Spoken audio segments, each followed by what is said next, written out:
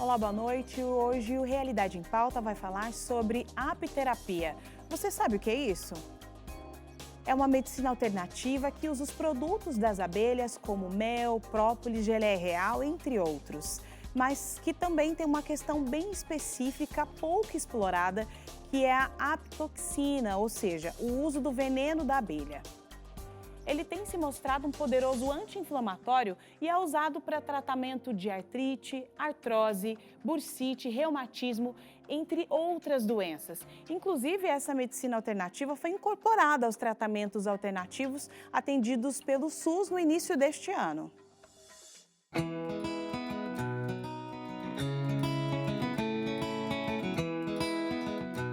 O que viria à sua memória se fosse para você pensar em um alimento gostoso, doce e que ainda faz bem à saúde? Seja para adoçar um suco, uma saladinha de frutas, dar uma incrementada no açaí ou curar aquela gripe chata, o mel é sempre uma boa pedida. Fonte de inúmeras propriedades nutricionais, ele também tem poder analgésico, anti-inflamatório e expectorante. Opções não faltam para o consumo desse bem precioso da natureza. Além de agradar o paladar, o mel é utilizado em várias receitinhas caseiras para cuidar da saúde. O que não agrada mesmo é a proximidade com as produtoras desse remédio natural. Mas o que muita gente não sabe é que até o veneno das abelhas pode ajudar a tratar doenças. Ficou curioso, né?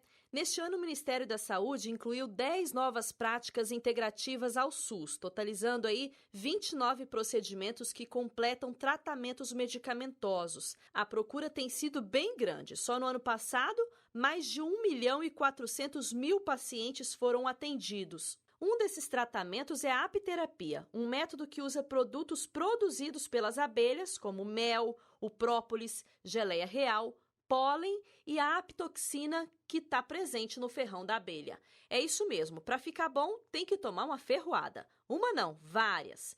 Para saber de mais detalhes, a gente falou com o Marco. Ele teve poliomielite aos 3 anos de idade e ficou com a coluna atrofiada. O que trouxe mais problemas para ele foi uma queda acidental que resultou na fratura do fêmur. O quadro se agravou e o Marco passou a usar a cadeira de rodas para se locomover. Com o tempo, surgiram várias dores pelo corpo. Ele conta que já tinha ouvido falar na apiterapia. Aí bastaram algumas buscas na internet para decidir começar o tratamento. Na realidade, eu pesquisando, sabe, no YouTube, internet, essas coisas todas, eu via, né, eu comecei a pesquisar a respeito e vi os depoimentos de pessoas dizendo que era muito bom. Então ele foi até a Sandra, que é apiterapeuta, e depois de sentir na pele as picadinhas da abelha, o Marco conta quais foram os resultados. Antes eu estava travado, sabe, totalmente com dores, né, dores nos braços, dores musculares, e era muita dor, ok? E eu tomava esses remédios anti-inflamatórios, que acabam deixando a gente sonolento, né, e tudo mais. E nas primeiras vezes que eu fiz o tratamento, as aplicações com as abelhas, eu fiquei surpreso, porque eu já fui percebendo a diferença imediatamente. E olha que interessante, a Sandra, que faz o tratamento no Marco, tinha distrofia e também tratou o problema dela com as picadinhas de abelhas. Ela explica que um dos benefícios dessa medicina alternativa é que os resultados são mais rápidos do que nos tratamentos convencionais. Nós temos a metila, a apamina também, que eles agem como um corticoide. Ele vai fazer você produzir um anti-inflamatório.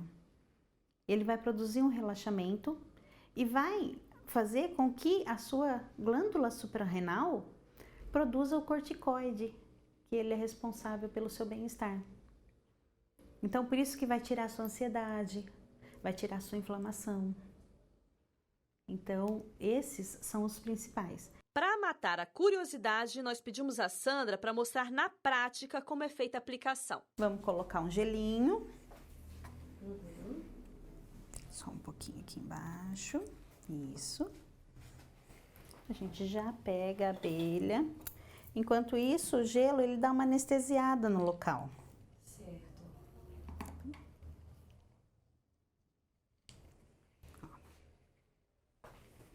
Pode tirar ali, por favor. Prontinho.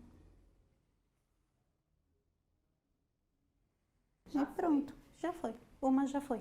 Mas para você que está se perguntando quais são as doenças tratadas com esse método surpreendente, presta atenção na lista. O tratamento, a apiterapia, é indicado para artrite, artrose, nervo ciático, bursites, tendinites, lúpus, esclerose múltipla, enxaqueca, até mesmo depressão, né? Porque a gente trabalha a parte emocional também. Como eu já tinha mencionado, o AVC, né? Porque volta os movimentos.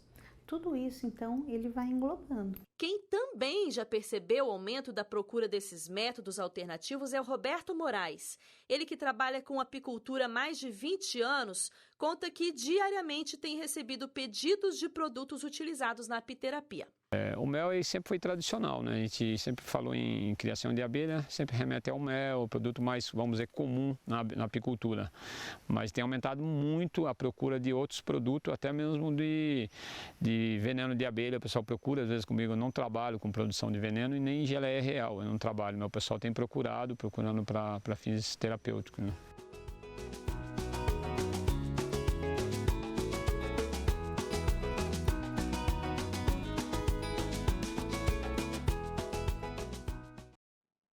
E aqui no estúdio eu recebo a médica reumatologista Laura Beatriz Vieira Fernandes, que costuma tratar essas doenças com a medicina convencional. E vai fazer aqui um contraponto do que foi apresentado na reportagem para que a gente saiba um pouco sobre como a comunidade médica tem enxergado essa nova opção de tratamento alternativo. Tudo bem, doutora? Seja muito bem-vinda, boa noite. Boa noite. Eu agradeço o convite, a oportunidade de estar esclarecendo um tema tão interessante aqui. Bom, que mel é gostoso ao paladar, a gente já sabe, né? Sem dúvida. Mas e para curar essas doenças que foram faladas aí na nossa reportagem, não existem muitas evidências científicas que comprovam esse tratamento, né? Certo. Isso já foi colocado, né? Tanto na parte da introdução, também na reportagem por vocês. De fato, não existe uma comprovação científica sobre o tratamento da apiterapia, seja com mel, com própolis, com veneno de abelha, não tem uma comprovação. Quando a gente fala que não tem uma comprovação, não significa que o médico diga que isso não funcione.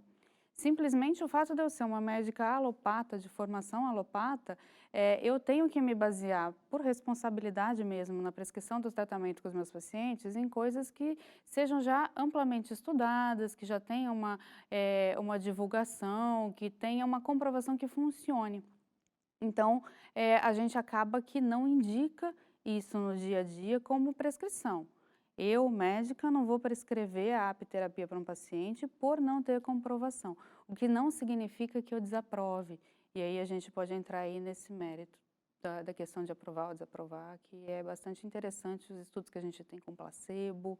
Às vezes tem coisas que funcionam muito bem ao paciente, quem sou eu autorizada para tirar uma coisa que está funcionando, mesmo que não tenha uma comprovação, que é o que a gente acabou vendo no vídeo também, né? É que eu acho que o necessário é trazer este tratamento associado a um tratamento médico, não pode um substituir o outro ou não. O tratamento convencional é o tratamento que tem estudo. Então, quando alguém fala assim, olha, eu peguei numa base de dados, no Google, no YouTube, são coisas que têm publicações de diversos níveis de evidência. Quando eu falo em estudo, eu estou falando em entrar num site de referência, num PubMed, que tem estudos que são científicos, randomizados, controlados, duplo cego, enfim, que são estudos mas que a gente usa para ter mais assertividade nos nossos tratamentos, que tem uma comprovação. E ali, entrando no PubMed, com questão, por exemplo, da apiterapia, a gente encontra 176 estudos. Desses 176 estudos, apenas 3 que têm menção a reumatismo, e o reumatismo mencionado é a artrite reumatoide. São estudos feitos em ratos, tá? E, na verdade, é sobre a artrite induzida, não é um paciente que ele tem uma deficiência na imunidade, que ele tem a doença causada por uma falha na autoimunidade. Então, a gente não sabe até que ponto que isso, se a gente transpor a realidade do meu paciente, que é um humano, que tem um problema imunitário, se isso teria o mesmo funcionamento do que tem no rato. Mas existem 3 estudos, 2 deles falam sobre veneno e um sobre própolis, que tem até um desfecho positivo na questão de inflamação. Como é feito o tratamento dessas doenças na medicina convencional? Com corticoide? Depende. O corticoide, ele é uma droga que todo mundo detesta. Quando você fala com um reumatologista falando corticoide, o paciente já não gosta. E, de fato, não são todas as doenças que se tratam com corticoide. O corticoide, ele tem uma potente ação anti-inflamatória. Em doses mais elevadas, que causam maiores efeitos colaterais, ele tem uma ação que suprime a imunidade. Então, quando você tem uma doença autoimune, quer dizer, o próprio organismo atacando aquele corpo, um lúpus em atividade, com, por exemplo, um dano sério renal, um dano de sistema nervoso central que pode causar um prejuízo muito grande se a gente não fizer alguma coisa, às vezes a gente tem que recorrer ao corticoide. Então, a gente acaba dando doses altas de corticoide mais para apagar incêndio, entendendo que isso é uma questão que vai causar diversos efeitos colaterais e a gente realmente não gosta disso também, mas é o que você consegue ter uma resposta imediata, para depois introduzir uma outra medicação, que a gente chama de poupadora de corticoide, que retirando de forma que a doença se mantenha estável. Nas doenças de dor, então artrite reumatoide, doenças de tendinite, às vezes os tratamentos podem ser outros. A gente pode usar anti-inflamatório, relaxantes musculares. Na artrite reumatoide a gente tem vários imunossupressores que estão vindo recentemente para a medicina, agregando muito valor no nosso tratamento. A gente está conseguindo ter um bom controle da doença com eles. Agora, na tentativa de evitar aí esses medicamentos, muitas pessoas optam por tratamentos alternativos, como a apiterapia, como nós estamos falando aqui. Só que, neste caso, ela também precisa ter cuidado se ela tem ou não, se é alérgica ou não à picada da abelha, né? Pode acontecer um choque anafilático ou coisas piores, eu não sei. Esse é um risco, né? Acho que o choque anafilático é o maior medo que a gente tem, que seria uma reação alérgica aguda. E o interessante do choque anafilático, além dele ser grave, de poder causar até morte, o interessante do choque anafilático é assim, se você der 1 miligrama ou 100 miligramas da substância, o efeito é o mesmo. É catastrófico igual. Então, se a pessoa tem a reação alérgica e ela é picada por uma abelha ou por 50 abelhas, tanto faz. Ela vai ter a reação, ela pode desenvolver e isso pode ser até fatal para o paciente. Como ela faz esse teste de alergia? Tem uma forma dela saber sem ser picada? Não. É na prática? Não tem, é na prática. Tanto que é uma preocupação que a gente tem. O choque anafilático, ele não é só relacionado à abelha, tá? Deixando claro, qualquer medicamento pode causar uma reação alérgica.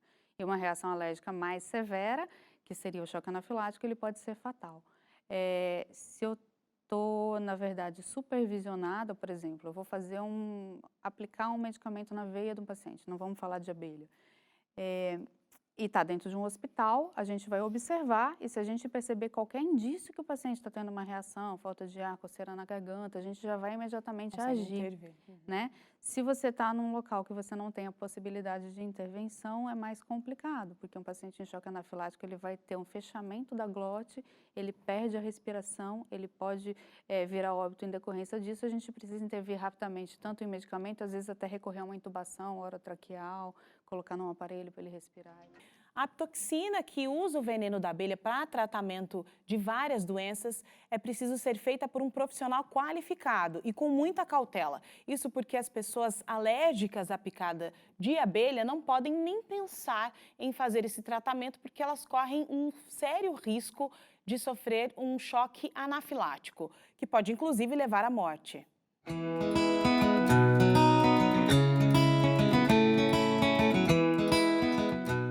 Se a gente for pensar nas vantagens de usar produtos da colmeia como tratamento natural, parece bem vantajoso. Além, é claro, de ser mais acessível do que outros métodos com remédios que nem sempre cabem no orçamento. Quem acaba fazendo a terapia com as picadas de abelha, às vezes até sem querer, é o Roberto. Ele conta que tem uma saúde de ferro e acha que isso está relacionado à vida no apiário. A gente que é apicultor sempre leva a ferroada também, não tem jeito de trabalhar com abelha. Mesmo usando toda essa vestimenta, tendo todo o cuidado, a gente acaba levando ferroada. E eu acredito que é um ótimo anti-inflamatório também, além não só os produtos, o mel, a própolis, mas a ferroada também tem função no corpo, né? Eu acredito muito nisso. até porque, inclusive, eu tenho problema de lombalgia e sempre quando começa a inflamar um pouquinho o ciático, eu vou lá e pego a abelhinha e sem ter muito conhecimento de apiterapia mesmo, a gente acaba pondo uma abelhinha para ferroar e ajuda bastante. A gente sente que alivia a dor, então realmente a abelha é muito importante, né? O Roberto tem razão. Se a gente for pensar em quanto benefício a abelha nos proporciona, a lista fica grande. Quando se trata de oferecer tratamentos alternativos na atenção básica de saúde, o Brasil aparece no topo da lista. Isso porque mais de 300 municípios brasileiros já oferecem esses serviços. Essa medicina verde tem ganhado cada vez mais adeptos, principalmente as pessoas que têm aversão a remédios de farmácia. A Elisângela mesmo vem de uma família que preza por cuidar da saúde através da natureza. Eu prefiro a questão natural, a não ser que não tenha opção, que você tenha que tomar aquele remédio que não é natural, então depende de cada caso, mas se for a parte natural vai ajudar, vai resolver o problema, então eu prefiro.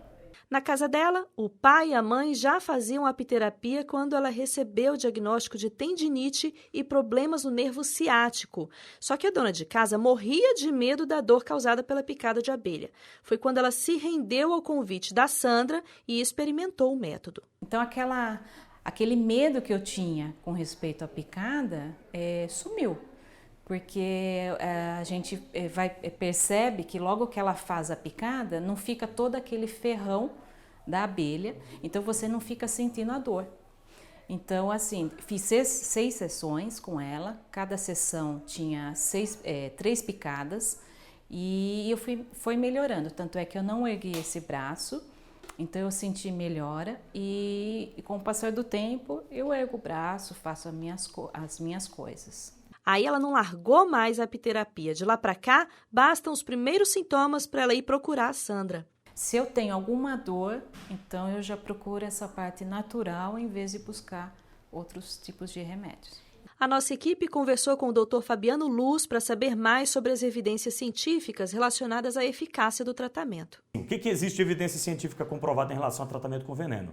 Os soros antiofídicos, por exemplo.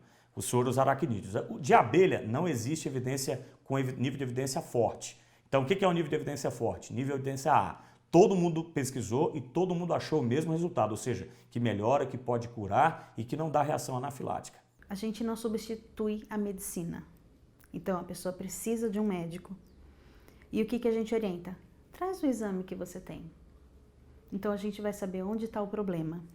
O doutor Fabiano afirma que mesmo com orientação profissional é preciso ficar atento aos riscos oferecidos pelas aplicações de veneno de abelha. Por mais que na primeira picada, na primeira aplicação do veneno, entre aspas, seja uma dose terapêutica bem baixinho, só que o corpo da pessoa vai começar a produzir alguns anticorpos que podem ir se somando ao longo do tempo. Um belo dia, a pessoa pode fazer uma aplicação e pode evoluir para um choque anafilático. O que significa isso? Fecha a garganta da pessoa, incha tudo aqui, a pessoa não consegue respirar e se ela não tiver o socorro médico próximo, ela pode morrer. As sessões particulares do método apiterapêutico custam em média R$ 80.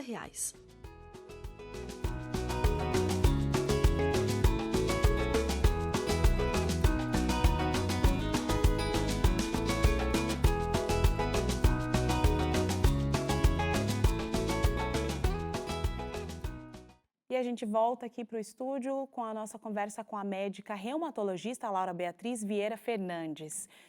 Doutora Laura, muitas vezes as pessoas optam, né, por medicinas alternativas, mas é necessário que elas também tomem cuidado com relação a isso, né? Nessa reportagem que nós vimos agora, né, a repórter queria até tomar aí vamos ver como né, tomar uma picadinha de abelha, mas a produtora já alertou ela, olha, se você tiver alergia aí, é melhor não tomar, né? As pessoas precisam tomar cuidado, não só com esse tipo de tratamento, mas com qualquer outro, né? Sim. Na verdade, quando você recorre a uma terapia alternativa por você não saber exatamente qual é o benefício, se ela é inócua ou se ela tem algum malefício eventualmente, a gente tem que tomar muito cuidado. Às vezes o paciente ele recorre a esse tipo de tratamento ao invés de fazer a terapia convencional. Nesse caso, eu considero um pouco mais complicado, porque se a gente tem alguma coisa que existe comprovação que funcione, por que a gente vai recorrer a alguma coisa que a gente não tem certeza? Ou, eventualmente, que pode até causar um dano à saúde do paciente, né? Recentemente foi liberado aí pela presidente Dilma, ex-presidente Dilma, um tratamento para câncer que a gente viu que era um tratamento que na realidade não funcionava, apesar de a gente ter casos isolados que aparentemente ele funcionava, e isso pode ter causado prejuízo até de avanço da doença em alguns pacientes, né? Isso a gente tem que tomar muito cuidado. Eu tenho que tomar cuidado quando eu falo que a minha vizinha melhorou, que a minha prima melhorou, porque 30% dos pacientes, aproximadamente, melhoram com efeito placebo. Efeito placebo pode ser uma pílula de farinha e o paciente ele vai melhorar. Por quê? Porque ele acredita, porque ele tem sugestão, porque ele tem fé. E isso eu acho até um ponto positivo, mas a gente tem que tomar cuidado para prescrever esse tipo de terapia baseado em relatos isolados. Não só o médico prescrevendo, mas também do lado de cá, nós como pacientes entendemos que não é um produto que você vai lá, pode trocar, né? Acho que eu vou optar por isso, aquilo outro, um creminho. Não, é a nossa saúde, né, que está em jogo, né? E nesse caso, se você opta por uma medicina, o que nós chamamos de comum, né, convencional, é possível que você tenha esse respaldo com CRM, né, com conselho, né, médico. Agora, se você opta por outras terapias alternativas, pode ser que você não tenha por onde recorrer. Há essa opção de recorrer a quem quando isso pode dar errado ou não? Se vier a dar errado? Na verdade, quando chega no médico alguma questão que deu errado, a gente, na verdade, vai tentar consertar, né? Vai tentar ver o que aconteceu e tentar retomar a linha de tratamento do paciente. Veja, eu não sou contra, né? Eu entendo que eu também sou paciente, eu sou médica, eu também sou paciente em algumas situações, e quando você se trata de uma doença, principalmente reumatológica, são doenças crônicas, são doenças que não têm cura, a primeira reação que o paciente tem é de procurar alguma coisa que ele considera que seja menos danosa. Então, ele vai atrás de um tratamento porque é uma forma de tentar buscar, e isso é natural. Acontece muito, a gente muitas vezes acompanha pacientes que ficam até com vergonha de falar, olha, eu estou fazendo coisa diferente, eu estou fazendo um tratamento. A parte eu sempre recomendo, olha, tudo bem, você acredita nisso, isso é bom para você, mas não vamos deixar de olhar se a doença estiver em atividade, de fazer o tratamento, que é o tratamento que a gente tem comprovação. Isso é muito importante. Esse é um ponto importante que você citou. É necessário sempre que o paciente, se ele estiver aliando as duas alternativas médicas ou enfim, né, terapêuticas, a terapia junto com a medicina, se ela estiver aliando, é importante que ele fale para o médico, né, que não sinta vergonha nem nada. Ele precisa falar exatamente tudo o que ele está fazendo aliado ao tratamento, não é? Sim, o médico ele está do lado do paciente sempre. O médico ele não é um pai, uma mãe que vai julgar, que vai criticar, que às vezes a gente acaba emitindo a nossa opinião porque é a opinião embasada que o paciente vem buscar, inclusive, né? Mas o paciente precisa e o médico precisa saber tudo. Médico, advogado, tem que saber tudo do paciente, porque é a hora que eu vou saber se eu posso, se eu não posso, eu posso misturar. Opa, está tomando esse remédio por conta, de repente eu dou algum outro que tem uma interação. Isso faz parte do tratamento da saúde como todo, né? Eu ia até perguntar, né? Porque será que um tratamento como esse pode anular ou dificultar o tratamento convencional ou não? Não tem influência nenhuma? Influência vai ter, né? Porque você está fazendo alguma coisa extra, até às vezes uma influência até positiva. Eu não acredito que possa anular um tratamento. Eu acredito que ele possa ser feito de uma forma paralela ou somar.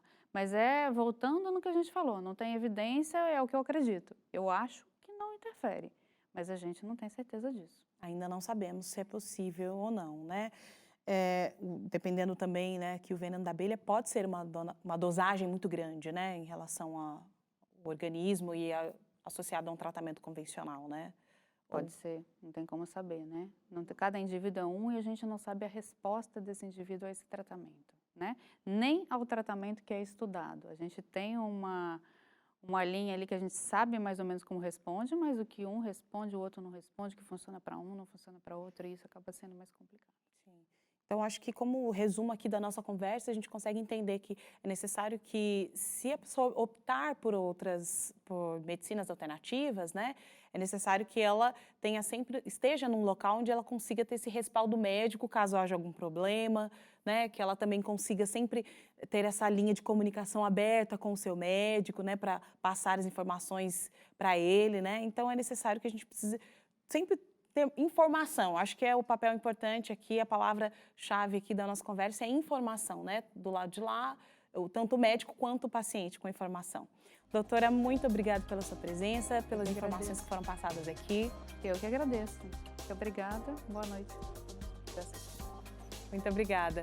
O Realidade em Pauta fica por aqui. Você pode rever esse e outros programas no site novotempo.com/jornalismo. Boa noite para você. Até o próximo programa.